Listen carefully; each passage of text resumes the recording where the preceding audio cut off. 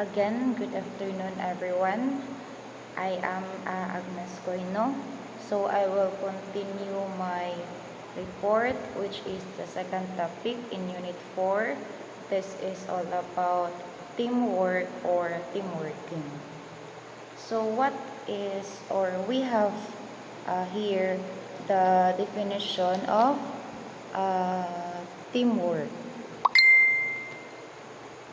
Teamwork is the concept of people working together as a team for one specific purpose under the same value. So in a classroom setting, teamwork refers to students collaborating on tasks, projects, or activities, which is their goal is to, of course, to achieve a common goal.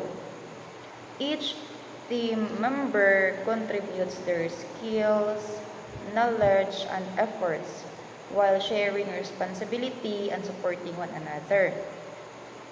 This dynamic fosters cooperation, problem solving, and communication.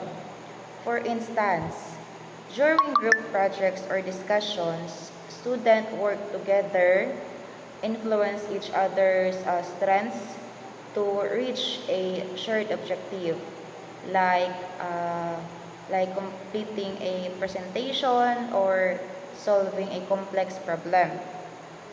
Teamwork in this context promotes a sense of unity and reinforces what do you call this one?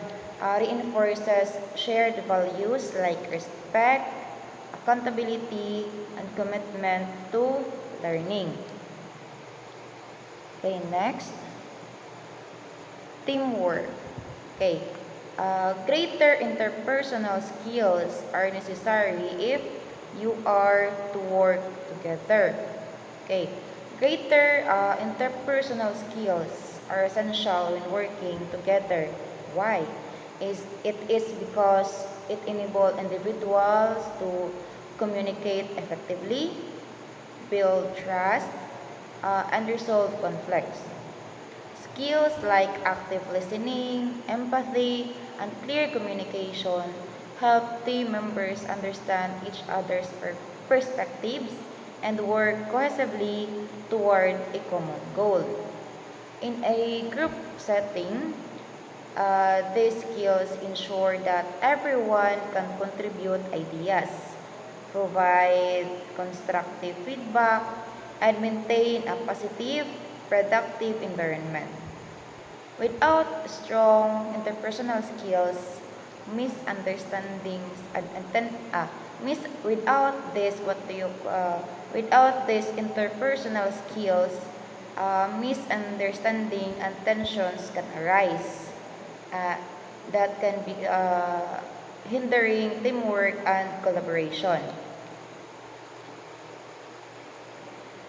Okay, we have here the benefits or what I mean teamwork. What are your beliefs and attitudes? Let's begin by considering the most important element of teamwork, how you feel about it.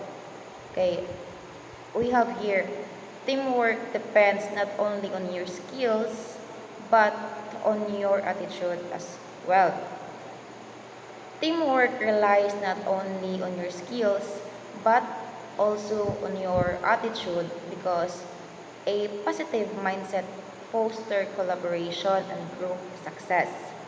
While skills like problem solving and technical abilities are important, however, attitudes such as openness, flexibility, and the willingness to cooperate are equally crucial. A team member with a positive attitude shows respect, values others' contributions, and adapts to challenges, which is making it easier for the group to work together. In contrast, the negative attitudes can create friction, reduce morale, and hinder progress, regardless of skill level. Thus, a combination of skills, And the right attitude drives effective teamwork. Okay, shared responsibility allows team members to feel equally responsible for the performance of the team and its outcome. Permits individuals to have primary roles for completing team tasks and remain flexible to do what is necessary to accomplish the team's goals and tasks. Okay, next, this is the most important thing in teamwork, which is the open communication. We have here,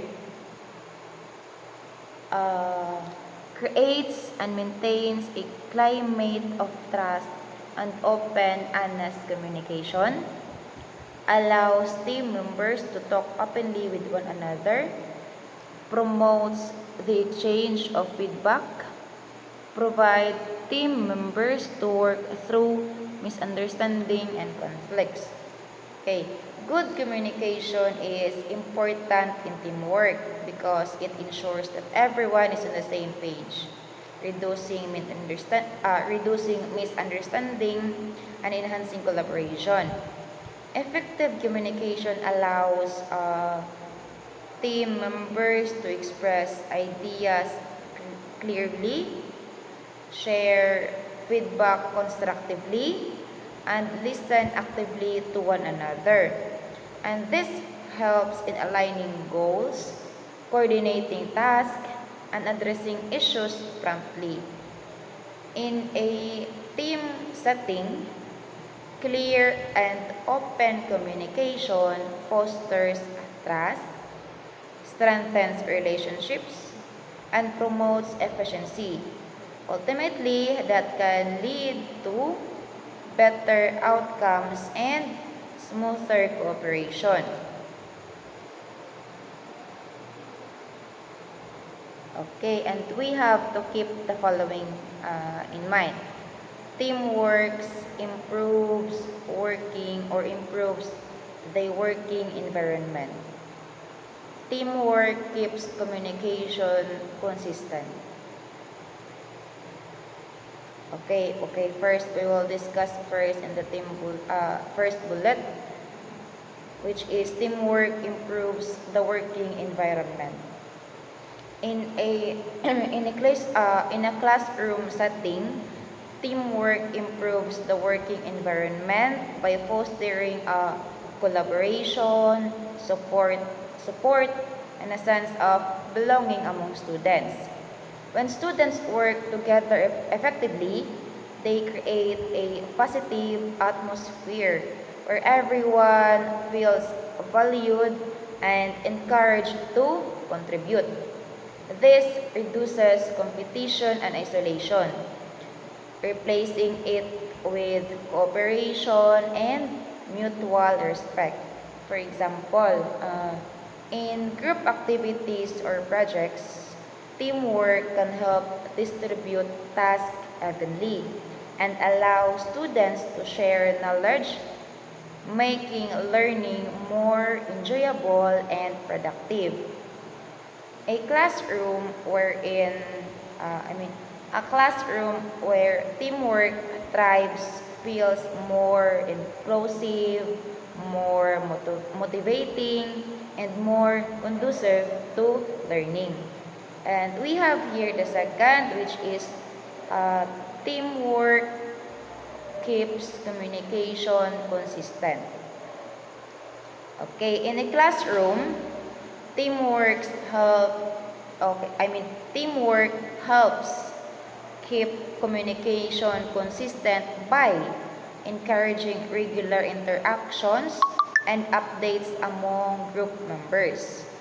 When students work together on projects or activities, they need to share ideas, progress, and feedback to stay aligned in their group or to stay aligned in their topic, which is na-assigned sa ilaha.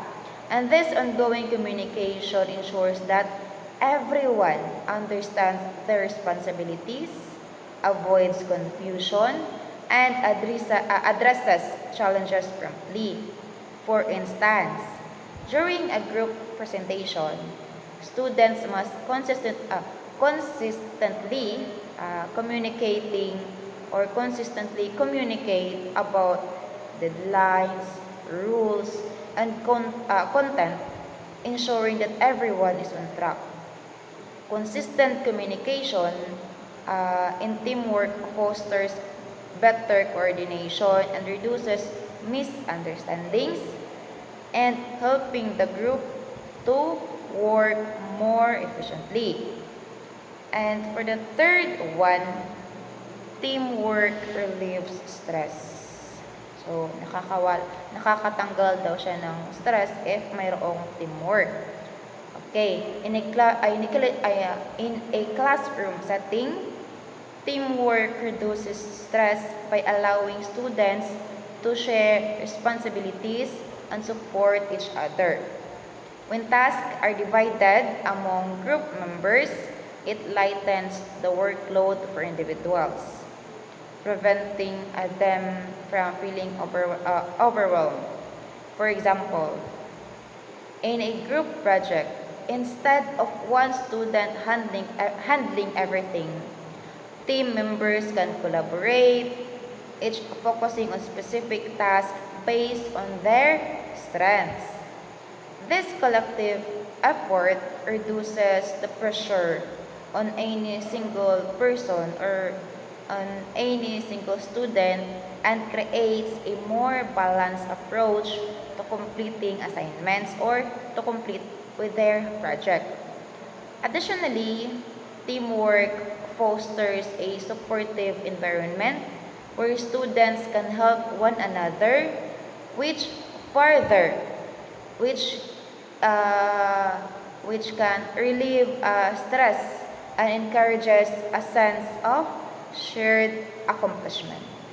Okay, for the last one, we have teamwork reduces errors. Okay, sa isang classroom, teamwork reduces errors by allowing students to, same pa rin, by allowing students to collaborate, review each other's work, and provide feedback. When multiple individuals contribute a project or task, they bring different perspective and strengths, making it easier to spot mistakes that one person might overlook. For example, in group assignments, students can double-check each other's calculations, writing, or ideas, ensuring higher accuracy. And this collaborative process not only minimizes errors, but also enhances the quality of the work. Okay, that is for this slide. And the next is, okay, we have here the guidelines for effective team membership. Listen and share information.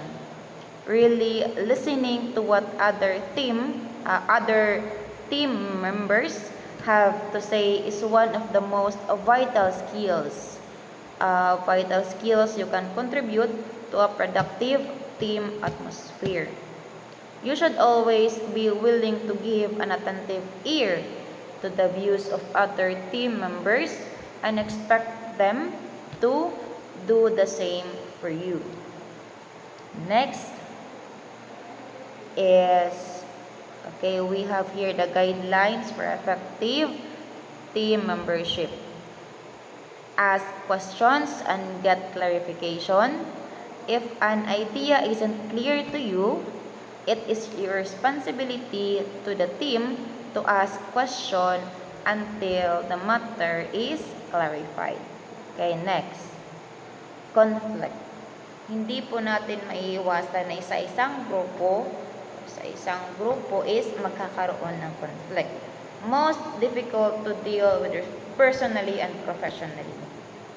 Conflict and teamwork occurs when Team members have different opinions, goals, or working styles, which can lead to disagreements and tension.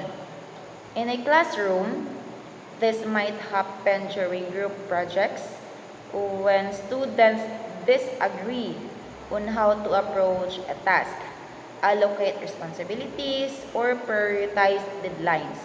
For instance, one student may prefer to work quickly, while another may want to focus on detailed planning. If not managed properly, conflicts can disrupt the team's progress and create a negative atmosphere. Okay, we have here the beginnings of conflict.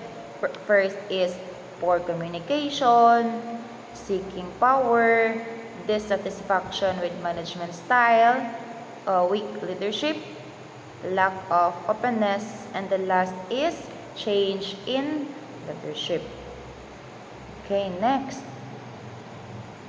How to deal with the conflict.